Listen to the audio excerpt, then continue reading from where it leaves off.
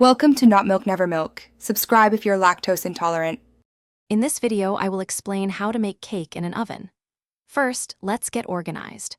Before mixing, gather all ingredients and equipment like flour, sugar, eggs, butter, and leavening agent. Preheat your oven to 350 degrees Fahrenheit or 175 degrees Celsius, ensuring it's ready.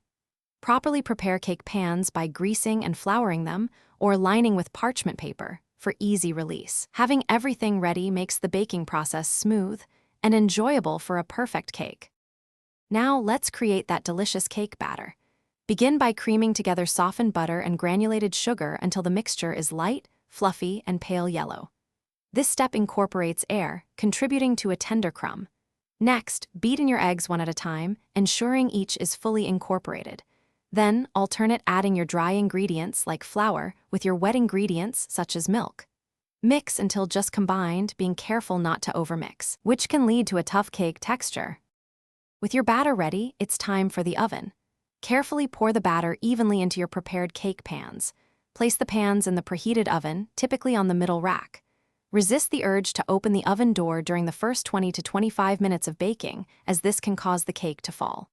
Bake for the recommended time, usually between 25 and 35 minutes for standard layers. To check for doneness, insert a toothpick into the center. It should come out clean. Once baked, proper cooling is essential for a perfect cake. Allow your cakes to cool in their pans on a wire rack for about 10 to 15 minutes.